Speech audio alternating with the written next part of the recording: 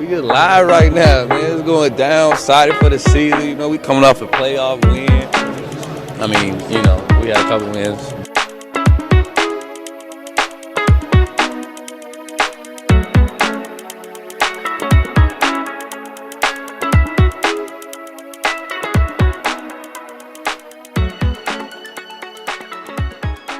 Hello and welcome to episode 170 of Diaries, a Milwaukee Bucks podcast. Yes, we're back. It's been like 48 hours since you last heard from us, but we're back. Emergency pod style. We haven't done this since the Damian Lillard trade, so we're having emergency pods pretty often around here, which is great. I'm joined, didn't even introduce myself. I'm Riley Feldman, one of your usual co-hosts, joined by my usual other co-host to discuss the most consequential news in the Bucks universe and since Kyle's trade that sent Chris Middleton to Golden State in exchange for Andrew Wiggins and Jonathan Kuminga. Kyle Carr and Adam Ferris are with me. Guys, how are we doing? You know, maybe it was the trade that maybe I sent some bad juju out into the world. Maybe that's what happened. I haven't even had a chance to listen to that pod. My mouth is agape at that pod suggestion, at that trade suggestion, Kyle. Oh my God. Spoiler. I'll be perfectly honest. I uploaded the video on YouTube and like within 45 minutes, somebody was like, what are these trade proposals? I was like, yeah, completely fair reaction to what we were throwing out there. I mean, I think that's a good glimpse into the psyche of what Bucks fans probably have felt most of this season, going into whatever the heck is happening today. Yeah. All right. We'll cut right to it. Emergency pod, reason why we're here. Adrian Griffin is no longer the head coach of the Milwaukee Bucks. He was shit canned promptly this afternoon by GM John Horst. He ends his tenure with a 30-13 record. I believe, Kyle, you looked it up. It's the shortest tenure any Bucks coach has ever had outside of interims in the organization's history. And I believe, I looked around, it's the third shortest tenure in NBA history. There was two shorter ones. I think one of them was like a health issue or something like that. So it's not a lot of time. Even David Blatt, when he got fired with like a 30-11 record, he had a full season prior to that. So short tenure for Adrian Griffin, a little bit out of the blue. The Bucks just barely beat the Pistons in away series, which didn't help out. I'm just going to run through a couple of facts here before I turn it over to you guys. So as of today, right now, it is Tuesday, 5:15 Central. We're recording. The Bucks have the second best offense in the league still, 121.4 rating, 21st in defense. They've kind of fluttered around that bottom third for a while with a 10th place in the net rating. Joe Prunty is going to be taking over as the interim head coach. We saw this coming the moment Joe Prunty was hired, so Adrian Griffin played himself by approving that one. And then just the background real quick on a little bit of the reporting that came out in the immediate aftermath. We had from Eric Name over The Athletic alongside Sam Amick, and Shams Charania, essentially talking that the players, Giannis in particular, had lost faith in Griffin over time. Kind of the inflection point was that in-season tournament semifinals loss to the Pacers. And there's like full quotes here, but essentially while players from the piece, quote, while players were willing to be patient with Griffin as he learned on the job because of the team's vast personnel changes at the start of the season, their questions grew more significant as the team failed to show substantial growth at the midway point of the season. According to team sources, the issues plaguing Griffin's early tenure ranged from putting together strong schemes on both ends of the floor for the Bucks to fulfill their championship potential to successfully communicating his vision to players for them to execute on the floor. So we're here. Guys lost faith in him. Who knows at what point it was that the kind of things tipped over. We'll talk about who comes next here in a little bit, but I'll go to you, Kyle. Spit take, where are you at? Where did you hear? What was your initial thought on the Adrian Griffin departure? So my oldest son is homesick, so I'm literally just trying to do my job and take care of him. And I notice a post that I was in a group chat and someone said, Kyle, what the hell are the Bucks doing? I was like, what do you mean? I don't know. Like, this could be anything. And then I see Griffin gets fired. I was like, oh, okay. That's all right. I mean, I'm not surprised. I'm not surprised that he got fired. It was always one of those where as the season went on, I figured they'll give him till the end of the year. And then unless he does really, really well, gets a deep run, Game 7 of the Eastern Conference Finals or the NBA Finals or wins the championship. He wasn't going. If he got a second round exit, I would have seen him get fired and then they would have started over, just because even though the offense has done a great job this season, the defense is just so flawed that was going to be what would potentially hurt the Bucks. And I didn't think he was going to get fired midway through the season, but when you more or less lose a locker room, that's kind of one of those where it doesn't matter what your record is, doesn't matter what's going on. If you don't have the faith of the players, it's really hard to continue going on with it. It's kind of one of the things where it's, someone mentioned, how does Monty Williams still have a job despite, not doing a good job? It's like, well, the players at least believe in him enough, even though things aren't going well. The players seem to care about him in some capacity, and it just sounds like that wasn't the case with Griffin. It is kind of funny where they mentioned the in-season tournament, just because, ironically, the Bucks do go and get 7 wins in a row, and then January comes and it's like, okay, well, we're back to square one. I was home with my kid and I saw that and I was like, all right, is what it is. Larry Drew, congratulations. You no longer have the shortest tenure in Milwaukee Bucks history. Larry Drew had 1 season and that was it. There were, the funny thing is Adrian Griffin had a shorter coaching stint than some of the interim coaches. Jim Boylan coached 50 games. Joe Prunty, I think there's Joe Prunty and one other guy who took over for Del Harris after Del Harris got fired that had shorter stints, but they were interim. Larry Krystkowiak had a longer time on the job than Adrian Griffin. So, not great. Adam, how about you? Where were you at? What was your spit take the moment the news hit your phone?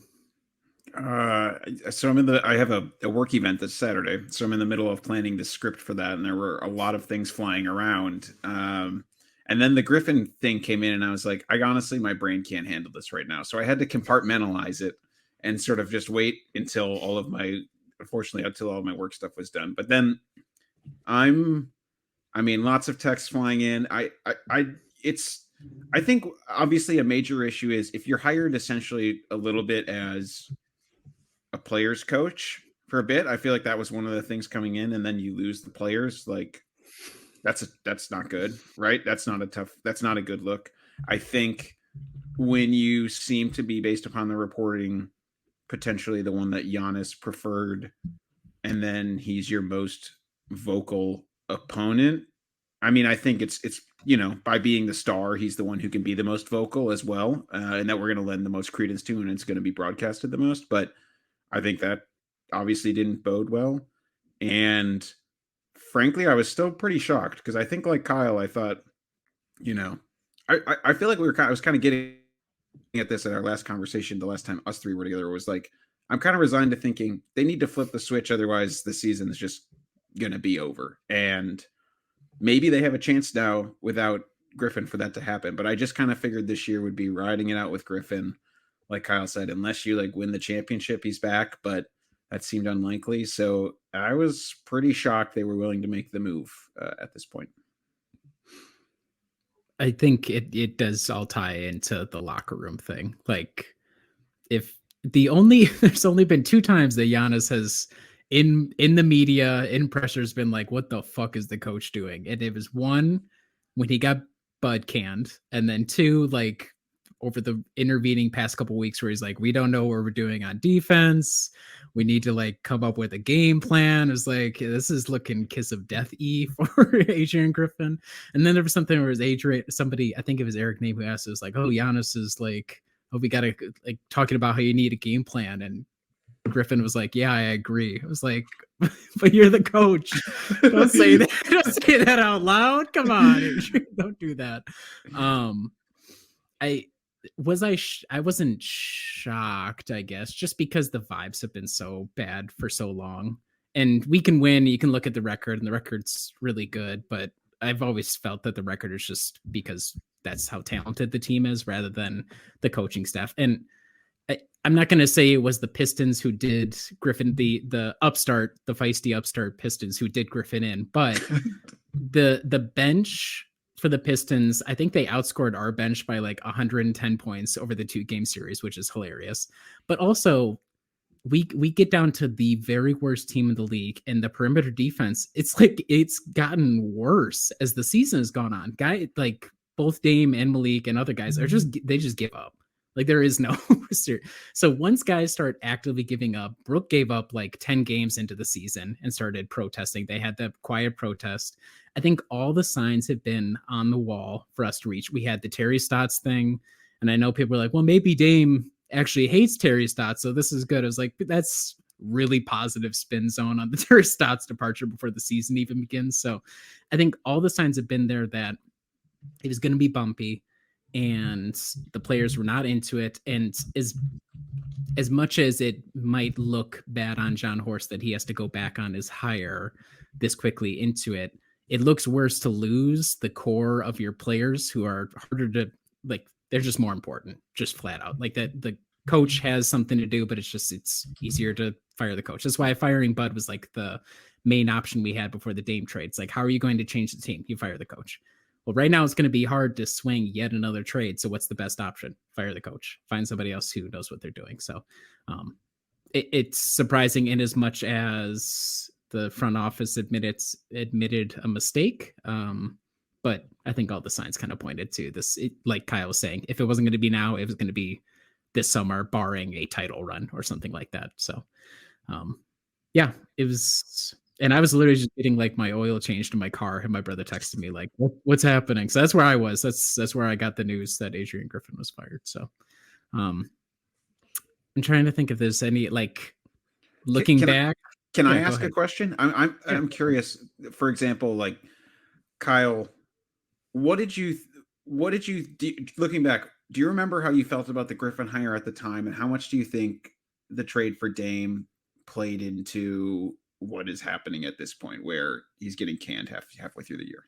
I think I went into the hire like, okay, this seems like a gamble, but it was, I mean, I have been anti Nick Nurse. I've said multiple times he is a war criminal. So I was more on the Atkinson side of things, and that's where I was. So I think for me, it's not that I necessarily was anti Griffin from the get-go, but it's not like I was like raising a banner hoping that he got the job.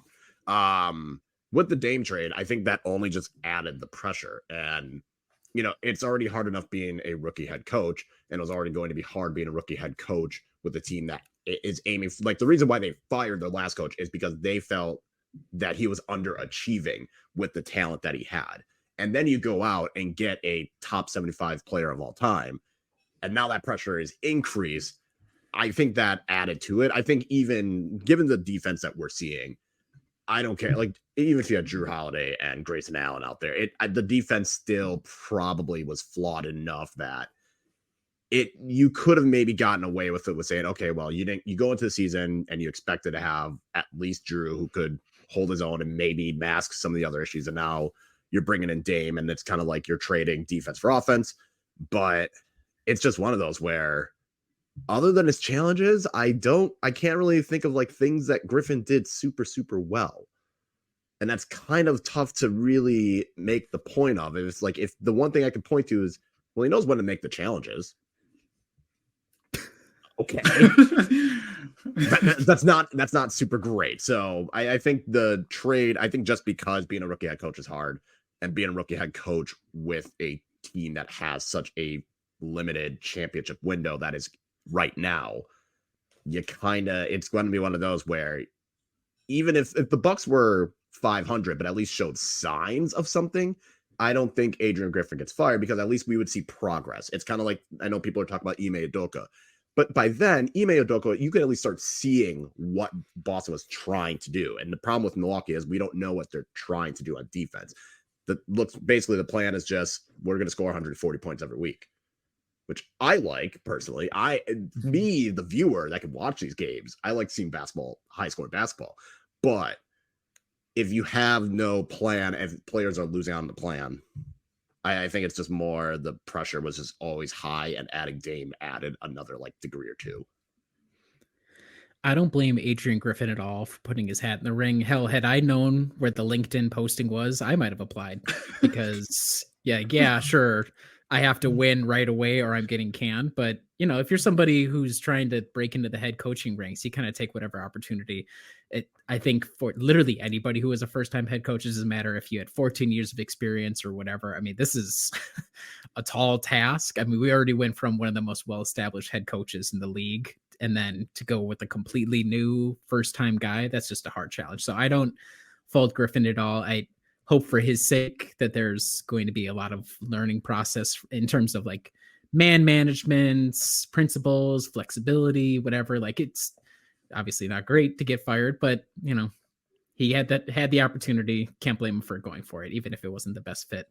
And we also have to continue to remember that, like Kyle said, the sequence of things this summer was we fire Bud in the immediate aftermath of the Miami series, because it looks like we're not going to have a lot of flexibility to do anything otherwise. Then we hire Griffin on with the assumption that Drew Holiday is going to continue to be here. And then we trade for Damian Lillard. Like, if you switch even a couple of those things around, like if you tell John Horst in the immediate aftermath, hey, you're going to get Damian Lillard, that probably changes his approach to the coaching situation, like, quite a lot. Like, you might, it changes the experience level, who you're going to bring in. There's a reason why Terry Stotts was brought in to like be essentially the guy who could take over. I believe in Mark Stein, in his reporting, he had heard it was like a source of his that he didn't attribute, and he didn't even want to report on it because it was just like hearsay. But the idea was like, if Terry Stotts was still on the coaching staff today, he would have already been made head coach like weeks ago prior to this point. So I think the game plan always was, as soon as you get Dame, okay, we got to get somebody else here who's going to be able to take over. So it changes a lot. And I feel for Griffin because it's a tough situation, but also, I'm sure he's not completely blameless. Like, there's a reason why he got fired. He wasn't able to manage everybody around him, inspire faith in the players, all that sort of stuff. So, it's unfortunate for everybody because just the way that the timeline worked out ended up putting everybody in a bad spot, seems to me. Yeah. And the thing with Adrian Griffin is I can't necessarily say he's a bad coach. He's not a coach for a team that wants to win. Maybe if he was a team coaching the Washington Wizards, I don't know. Maybe he does a better job. It's just more what Griffin was trying to do wasn't going to work with the personnel that he had. Maybe if he could have started fresh with a team that is younger, that is more athletic, that it has lower expectations, he can tinker around and try and make things work and probably get more player buy-in, as opposed to you're bringing in a core that's won a championship. You're bringing in Dame. You're bringing in other players like Jay Crowder who have been to the finals. It's really hard to get buy-in when you're a first-time head coach from guys that it's like, we know what winning looks like. You might as an assistant, but that's completely different than as the head coach, or even, I don't even know if he won a title as a player, but it's just kind of one of those things where I think Griffin would have been better off being a coach for a team that's rebuilding or a team that just has a younger core. And I feel like I keep thinking about, do you remember that JJ Redick clip that was going around really early in the season where he was talking about, there was that year they were playing defense. They were really good the year before. And he said something to the effect of, the next year our coach asked us to do this specific type of defense. It wasn't very successful. By the end of the season, people were just kind of, going through the motions, not really clicked in. We weren't really bought into what he was doing. And so as a result, our defense suffered. I couldn't help but keep thinking about that almost every time I watched the Bucks, because it just felt like I'm not totally sure what these people are doing. And if they're not bought in, there's no reason that they're going to be playing at a level when almost all of them are completely familiar with what it's like to play incredibly stellar defense at a championship level. Like they've done it besides Dame. But I think, like Kyle said, there's no reason that just swapping in Dame and Malik for Grayson should result in a team that just absolutely is not able to defend on a basic level. So I kept thinking about that and feeling like it's just, if you're not able to do that and get your players to do that, like, it's just hard to keep it rolling at the level that they were doing this season if they really want to win a championship. I'm telling you, the worst thing that happened to Adrian Griffin was being told that he's a defensive maestro. If his agent could have just spun it and say, I'm actually an offensive mastermind, oh my God, the results look great. But like, of course, like, he just knows offense. Why? So it's the switch over to the defense that's the pain in the neck for him. There was gonna be another point I was gonna bring up. Oh, the thing like Adam's saying, okay, all these players they're looking really bad, all that sort of stuff. The one of the other differences with Bud, like with his fringe guys, his marginal guys, he was able to get a lot more out of them than you may have expected. And besides Malik Beasley shooting insane in campaign, which again could also just be a function of the fact that there's even more gravity on the court with Dame and Giannis out there, who is like playing above their expectations? And you can't say Andre Jackson Jr. because he's a rookie, so there literally were no expectations. I literally can't say a single player is like playing above expectations, which is not good. Jay Crowder. Sorry, Jay. Let's just remember where I was with Jay Crowder. That's why I'm saying it. Yeah. Yeah, well, and if you think about like the core things a coach is supposed to do, it's like, okay, develop talent, get the most out of your players. Yeah, it doesn't seem like we're doing that. Have like really good core schematic schemes in place. Yeah, I don't know about that one. Adjust. He liked to change stuff up. I'm not sure if those were like the best adjustments, but he did like to change stuff up.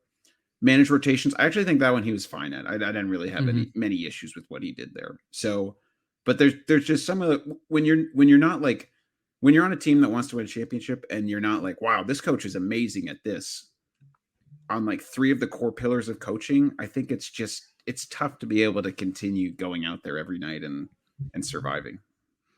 Knowing when to call challenges, unfortunately, in the NBA is not one of the three core pillars of coaching. So sorry, Adrian. All right, one more question before we wrap up the Griffin portion.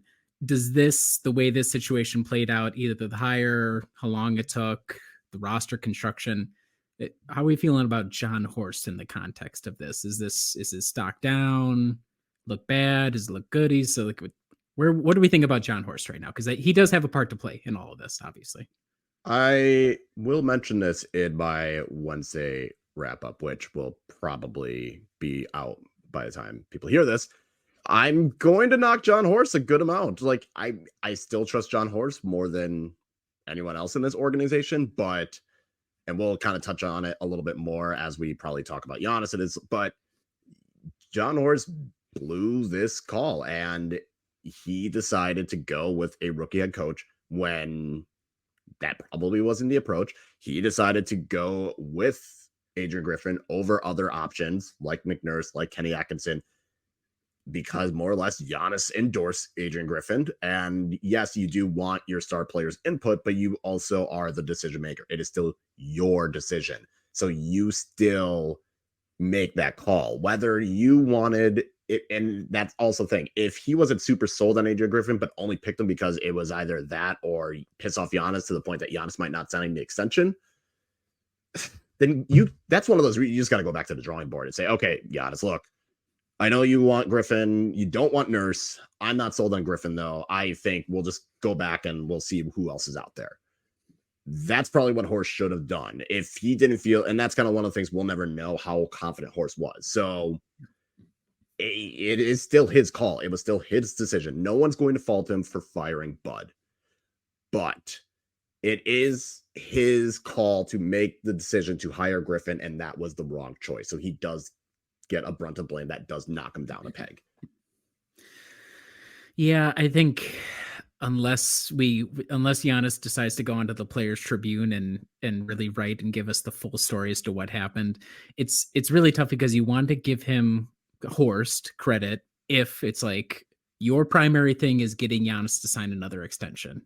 If you did that, if going for Griffin against all odds got it done, okay, great. But unfortunately, that's hamstringing your short term to try and secure the long term. And I understand that's a really hard balance, but it's hard too, because like the Bud firing, I mean, I was on board with the Bud firing. I don't regret it. I really don't. I think the process after the fact was haphazard, much like with the hiring of John Horst in the first place was haphazard. But you wonder if you just slow down a little bit. And I remember at the time, were people kind of getting like restless? They were taking a while through the whole process, I remember. So I think there's a lot of pressure that GMs feel to like, outside pressure, internal organizational pressure to resolve that absence. I do think it's a knock on him, but I do want to also give him credit for getting Giannis to sign again. And if having Giannis learn the hard way that just because you think a dude's cool does not equal he's going to be a good coach, maybe it's worthwhile. It all kind of depends on who this next hire is. And, obviously I think this upcoming summer as well. And it's the same with the roster. It feels a little half complete as well, which is partially because of the Dame trade. But, there's still, as with any GM, it's a lot of moving parts and TBD on a lot of stuff. That was going to be my next point, was he is also responsible for the roster, and whether, Adrian Griffin got hired shortly before the draft. So then in terms of going into free agency, there could have been a better planning. And yes, it was kind of hard because of the limited cap that they had, but that's where you kind of go, okay, if Adrian Griffin wants to do this super aggressive scheme, why bring back Brook Lopez at the number that you do? If you were having these questions on it, why bring in some players? Why make, there's definitely questions where it's like, okay, why do you have some of these players that probably cannot execute it as well? John Horst was like, Adrian Griffin's like, we're going to play really hard-nosed perimeter defense. And then John Horst was like, what was that? You want Malik Beasley as your starting you want a soft commit to Malik Beasley as your starting 2 guard for at least 3/4 of the season? Sure, I can get that for you. Let's go for it.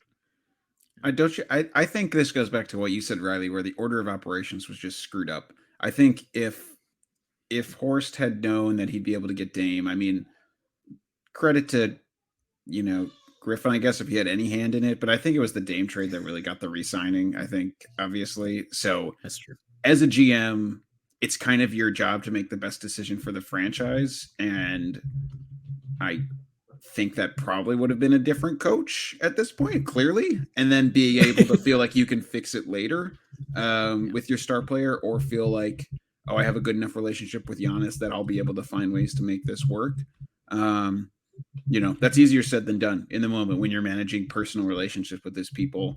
And if I had a relationship with someone who was, the only reason that my current franchise was successful and I had a job and they asked me to do something, I'd probably say yes. But I'm also not a GM, and I wouldn't be a good GM. So. All right. Well, fond farewell to you, Adrian Griffin, and whatever you're up to. Any parting words for anybody else, or are we about wrapped up on Adrian Griffin? Seeing heads shaking. At least you're going to end with one of the most best winning percentages and as Bucks coaches. So that's true. He'll have that for any future interviews. Very hard to top. I said in the group chat, the next time we're going to see Adrian Griffin is at opening night next season, when he's there to collect his title ring after we go on to the craziest run you've ever seen in league history. So shout out to you, Griff. It's goodbye, but not, what is it? I can't remember what the phrase is. It's not farewell forever. It's just see you soon. So who's going to take over? Joe Prunty in the short term, but from all indications, literally every single reporter with a check mark next to their name said Doc Rivers looks like a heavy favorite, with Kenny Atkinson as a backup in case Doc cannot come through. I'll just give the background of that. So Doc, he obviously is no longer employed by the Sixers. He's been working as an ESPN broadcast analyst, but hilariously, he's been working informally as a consultant for Adrian Griffin for a while now to give him head coaching tips.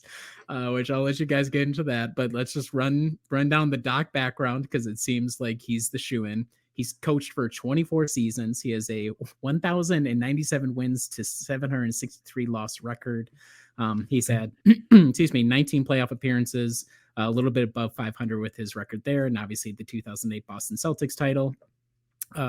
First thing you think about with Doc Rivers is notoriously not great in the playoff success outside of that Celtics title, with the Celtics, with the Clippers and the Sixers. I wrote here, he never made it to the Western Conference Finals with a really good LA Clippers team, and then Philly sucks, LOL. And then I'm not going to say I know a ton about his schemes. This is where Adam's going to come in, since he was near ground zero for this. But from what I'm reading, quick research, seems like he's very pragmatic. He's known as a guy who comes up with strong schemes, not great at adjusting. He gets his guys, typically veteran players, and he rides those guys no matter if they're playing well or not, in a rotation. His defense uses a lot of strong side overloading and switches, sometimes over switching where it's not necessary. And he also on an offense loves pick and rolls and dominant point guards. Think Rajon Rondo, Chris Paul, et cetera, et cetera. So, and the other thing that I just got the sense of, players buy into this guy. He's been a coach for literally a quarter of a century. He knows how to get the buy-in. Guys trust him. He trusts his guys. Like in terms of bringing stability and morale boosting, seems like Doc is tailor-made for that. But Kyle, you've been your head and hands for the entire time I was reading that. I'm gonna hand it off to you first for your Doc River takes, if Doc is indeed the next coach of your Milwaukee Bucks. How the fuck did this team win a title is beyond me sometimes, because this is the most unserious nonsense that I am seeing right now. You bring him in as a consultant? Why? For what? Why would you bring in a consultant? What is he doing? A side gig? He's just saying, yeah, played Giannis a lot. Well, no shit. And the thing for me is, and I tweeted this, going from Bud to Griffin to Doc is just a shambolic way of just getting yourself back to square one in the dumbest way possible. Everything, right? When you're talking about like, oh, these are his like things. Not great at adjustments. Oh, that's great. Didn't we fire a guy literally for not making adjustments? All right, good start there. Strong side overloads and everything with that. Didn't we just fire a guy for strong side overloads? And oh yeah, Jason Kidd, that rings a bell as well. Switching defensively, great. Does not matter as much. Pick and roll into dominant point guard. Okay, good. I like that. That's good. Pragmatic in designing schemes. We just went from, wow, this is fun to watch this team just drop 140 without trying to, oh great, we're going to have to just watch some absolute turgidity moving forward. Absolutely not. Also, if we were going to get someone that was going to choke in the playoffs, we might as well have stuck with Bud, because at least there was a title. Doc Rivers has not done anything successful in the postseason since 2008 and 2009. Whoop-de-doo. That doesn't mean anything. It's been 16 goddamn years. We're talking about a guy that couldn't get the Clippers team, very talented Clippers team, couldn't even get into the Western Conference final. I'll give him a slight pass because it is Philly. Trying to be successful in Philly is just damn near impossible when you have James Harden and Joel Embiid and Ben. Like, you have unserious players and a bunch of chokers. I'll give him a slight pass with not succeeding in Philly because it is impossible to do that. But this is a guy that we have not seen do anything notable.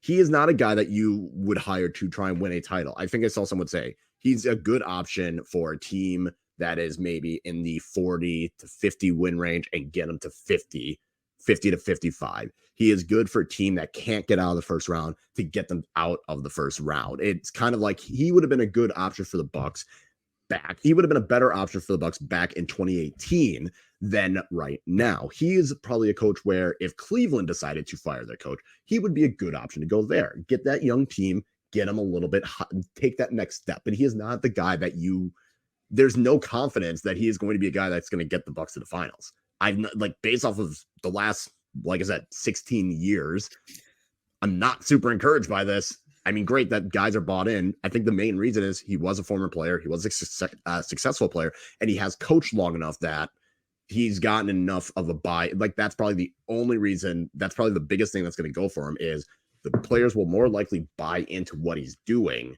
as opposed to what happened with Griffin. But simply asking players to buy in, that's not effing encouraging enough for me to be like, yes, all right, season's back on track, because what happens when we get to April and May? I have no like the Bucks would be up 3-1. I'm having no confidence they're closing out that series.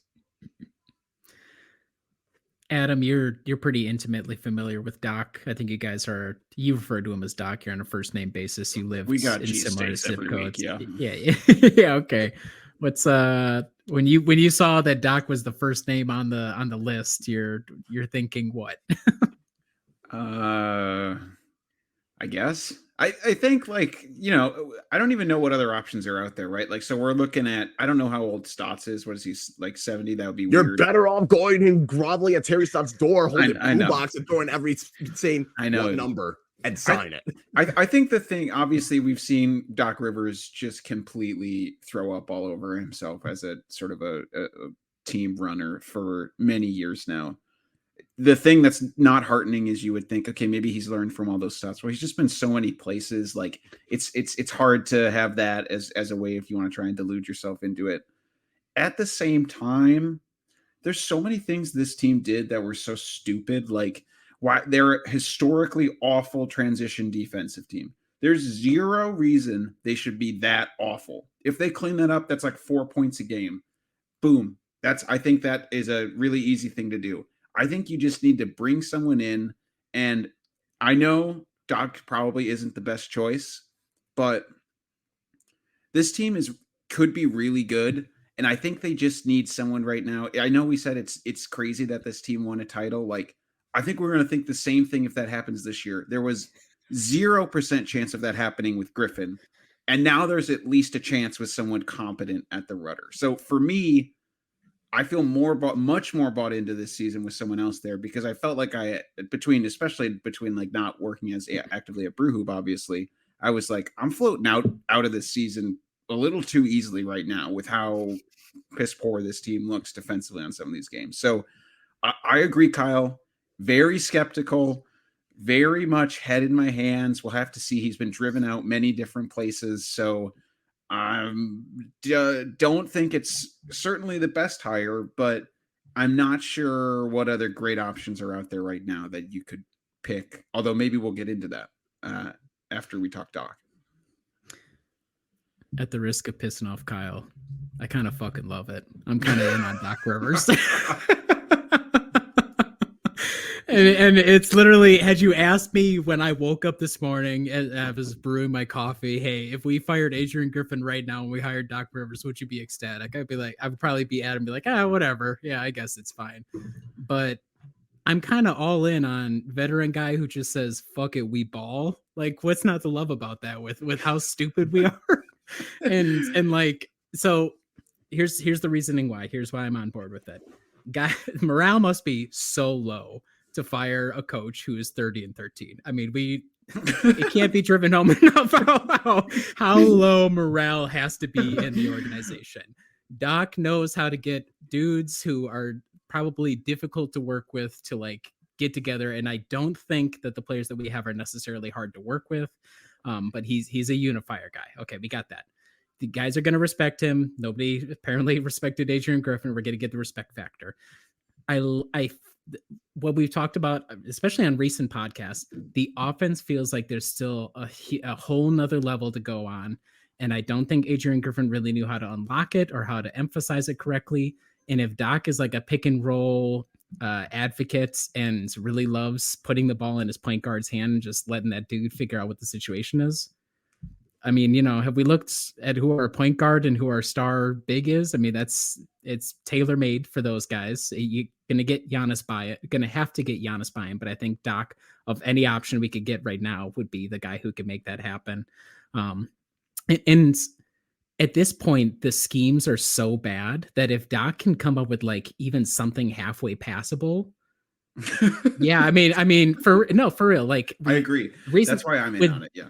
The reason why with the title with Bud, it's not like Bud like really unlocked some. The scheme was just good enough, and the other teams were just bad enough for us to win there. That's how we're gonna have to win this. Like, I'm sorry to say, we're not gonna like be able to just like blitz other teams because the personnel is that weak. It's not necessarily just Adrian Griffin's fault. Some of the holes in the roster are that glaring. So if he can just come up with a base scheme and say, hey, Dame and Giannis, I'm going to run you for like 40 minutes. Please go save the season. I've done that before. I know what that rodeo is. And I'm willing to give it a shot, especially because, as Adam alluded to, we could talk about other options. Doesn't seem like there are a ton. Kenny Atkinson is the other one that it seemed like from reporting would be a backup option, but he's still an assistant with the Warriors. The Warriors coaching staff tragically just lost one of their assistants. I don't know where that team is at, if they would be willing to let him go. Also, the implication that Kenny Atkinson got to the end of the hiring process. Giannis said anybody but Nick Nurse. And then John Horst said, okay, I'll go with Adrian Griffin. Kind of a red flag. Also, on top of all that, Kenny Atkinson has a very brief history as a head coach. I think it's a lot more like, and he was dealt a bad hand with how things played out there. But I'm not sure what all the signs are that Kenny's going to be like the surefire. He's going to hit a lot of the notes. So I think if you're looking for the guy who stabilizes, guy who knows how to get guys bought in, has an idea, defensive principles. He's a free agent. Yes, he's with ESPN. He can get out of his contract. I'm not worried about that. But he's there. He's waiting, and he's been consulting, aka like undercutting Adrian Griffin for months. He knows what the situation is. He probably has been assembling a coaching staff in the background for like weeks at this point. So I think if you're looking for ready-made, ready to rock and roll, I'm kind of in on Doc Griffin. I'm sorry, Doc. Adrian and Doc. I might be Rivers. calling it that by the end of the season. Kyle, what are the odds that Doc Rivers the last like 3 weeks has been like, yeah, Adrian, I do think Bobby should probably pressure 45 feet out from the hoop. I would recommend continuing to do that. What do you think? I mean, probably wouldn't be surprising. And I don't even think Doc would be doing it to intentionally sabotage. I think Doc might have been like, yeah, actually, it's not a bad idea. Just like overload on this side and have Bobby go 40 feet. And then maybe you can create this trap. Okay. Here's my ace in the hole to get Kyle on board with Doc Rivers. Let's see the vision, Kyle. See the vision with me. Second round of the NBA playoffs, Bucks Sixers. It's revenge tour time. Doc gets one over. He knocks out the Sixers again in the second round. He goes, we face the Celtics in the Eastern Conference Finals. He knocks out the Celtics in the Eastern Conference Finals. One more, we go all the way to the finals, and the Los Angeles Clippers are on the other side of the court. And we win the title. Doc does a 3-team revenge tour. We can even make it 4 if we play the Magic in the first round. A 4-team revenge tour. And critically, it's the Sixers matchup we've been praying for, and we win in hilarious fashion. Does that bring you aboard? Does that change your vision at all? If he gets the Bucks to the finals, I'll come back and apologize. If he gets the Bucks to the finals, I will apologize. Okay. Kyle will be mad at the title parade. Series goes. Make a note of that for next year's intro that I'll see if I put together. You're good. Don't you both think though, like, I think one of the cardinal sins of Griffin's tenure is that he talked a lot about how he was just going to build upon what they did last year. And I just felt like he never found a way to do that. And yes, again, I think probably I underrated how much some point of attack defense would be critical to that. But I do think Doc at a minimum has to understand that a little bit more and find some way to build back up whatever base was there last year and then find some ways to iterate on it. Like, I think that's something that could definitely be more feasible. It's basically getting to the point with Doc where it's going to be, is he going to do slightly better at adjustments than Mike Budenholzer? That's the question that it's going to probably come back down to. Is Doc Rivers going to be better at adjustments than Budenholzer? And my answer is, I don't fucking know. And that's the problem. That's the problem right there. Because again, if we were we didn't know about Dame and everything, but hell, if we're going to end up with Doc Rivers, we might as well have just we might as well have had Charles Lee just calling plays at that point. Like, or who was the other assistant? Josh Oppenheimer might as well have done the goddamn job. Okay, so then... But also, this just means Nick Nurse is that much of a war criminal. Yeah, that's it. Giannis and Kyle are in lockstep in regards to Nick Nurse in particular. So let's just talk through like, you know, the 3 outcomes we could see now, especially I think the trade deadline is probably going to be the hard stop of any sort of coaching decision if they haven't already figured it out in 24 hours. It's like, what's the best outcome? Doc Rivers, Joe Prunty stays on as interim the rest of the season, or Coach X, could be Atkinson, could be anybody else. Like, those are the options we're looking at right now, you know, which is why I'm feeling more pragmatic about Doc than anybody else. Nothing against Joe Prunty, but I think he's like the permanent interim everywhere he goes in the league. I'll have Doc ahead of Joe Prunty, but I would still take my chance with Coach X. If I had to rank, it'd go Coach X 1, Doc 2, Prunty 3. I think for me, I guess it's Doc. I don't know. I can't think of. I don't know. I can't think of anyone off the top of my head. Like, is D'Antoni doing anything? I'm not sure about him. He's like really the only other person, and he's pretty old. I mean, the only thing about him is you might bring him in, and obviously I don't think he's going to fix the defense. I think the one other thing with Doc that I do think is maybe he has some other connections with people who he'd be able to bring in too to help bolster some of the staff if he wants to do that. Like, I do think there's some connections there that could be beneficial. So at this point, I think that's probably my preferred outcome, just knowing that they're in a kind of a tough spot midseason to find anyone who could be better suited. Yeah. Yeah, I was doing a little research. It seemed like Alvin Gentry has played a role on a lot of Doc Rivers staffs in the past. I know he's part of the Kings front office, but maybe you could get him back. I think the way I look at it is, if you want to keep Prunty, it's simply like a continuity. You don't really want to radically change a lot of what the team is doing mid-season, because if you hire Doc, the team practices like once a week, maybe right now. You have to wait until the All-Star break to have even a chance to kind of get guys in and swap anything up. So Prunty is the play if you don't want to pay a lot of money and you think you can just kind of tweak things a little bit and get some more buy-in from the players. But I think the team's between a rock and a hard place right now, and Doc might be the best option. And then maybe you get, in the off season, based off of whatever the final, you kind of get a better sense of how you can build a roster around whatever Doc wants to do. And if you get Doc in now, he can have more input right before the trade deadline of, okay, I think this guy's good. This is kind of what we need to be looking for. Like, clearly John Horst was not going to be hearing that from Adrian Griffin. So maybe Doc Rivers, I'm more invested in this guy, it will help clarify what I do around the trade deadline in particular. What about James Borrego? That's one I had forgotten about. Why not? The old Hornets head coach. Okay, so that's like that would be like Coach X, right? You're saying in that scenario. Okay, go for it. I mean, if again, you would prefer Borrego, that. Go to Terry Stott's house, say, "I'm sorry, we effed up. You were right. Come back." Any of those. Coach X. What would you say the percentage odds of Mike Budenholzer coming back are? I'm trying to whisper that, but 1%, because it's still a job. Is it weird? It's still a job. I missed him a lot. It's so funny. Every time somebody says that. Yeah. Okay. All right. I'd take him back over Doc Rivers. I don't know if you kind of have to ride. You have to ride with Canning, Bud. I'm sorry, Bud, but you can't. That's fair. I'm just saying, if you're giving me the options of run it back with Bud and eat crow, or go with Doc Rivers, I'll run it back with Bud, because again, maybe with Dame, we'll be like, okay, cool. The offense might mitigate enough of the problems of this. I don't know. Okay. Here's yeah. Do we lose Adam? Oh, I was trying to figure out. Are you both still there? Yep, you're good. Go for it. Okay.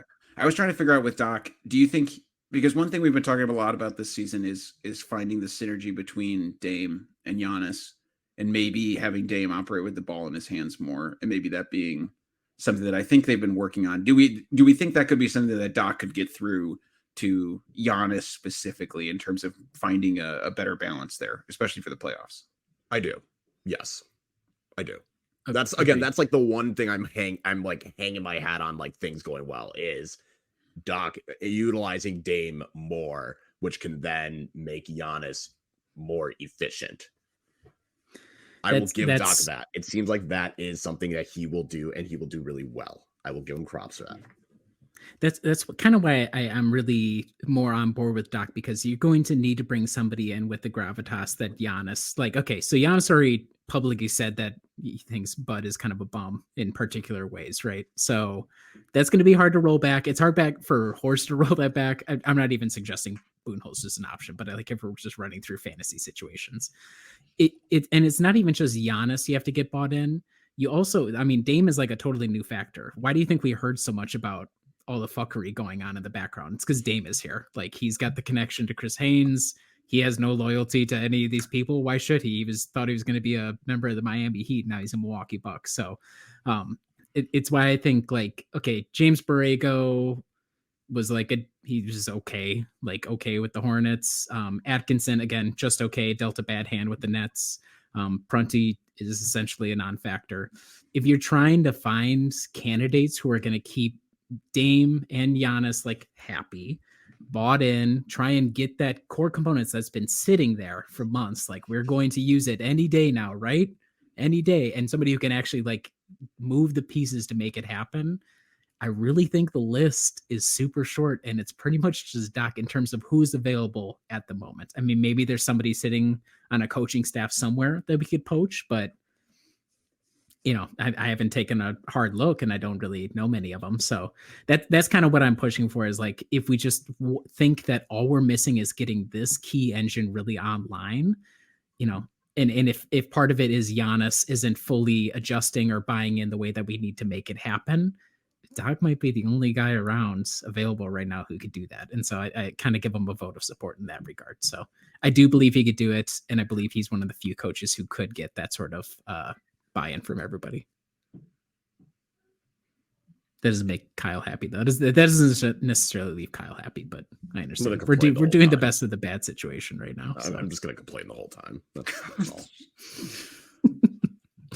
All right, great. Well, we'll see where it goes from here. Any final thoughts on the coaching search? Giannis is never allowed to give input again. Thanasis getting re-signed next year for sure. For Giannis' input. Giannis should never get input for coaching again. Yes. Yeah. I feel more bought into this season, honestly. I think this season felt like it was going towards a cliff that we would all eventually fall off and then have to reset. And I think this gives him a fighting chance. Maybe not in a huge chance, but a better chance. And for me, that's exciting. Yeah, it's a kind of a damnation of the team that we get Damian Lillard and everybody's like, wow, this sucks. And we were 30-13. People are like, wow, this is not fun to watch outside of occasional game winners and stuff. So probably the right move at the right time. Hard decision, big decision. We're going to see where the Bucks go from here. Doc Rivers, the hiring process sounds like it might be active, but nothing's official as of yet. Probably by the weekend, we'll have resolution on that. But for now, we wish all the listeners a lot of fun watching the Cavs games that are upcoming. It's going to be exciting. Joe Prunty, let's give him a round of applause when he suits up for his first home game since was it 2016. Joe Prunty, good to have you back. Thanks, guys, for hopping on for the Emergency Podcast. We'll be back probably this weekend, especially if there's a coaching hire that's made official. And until then, we'll talk to you guys again soon.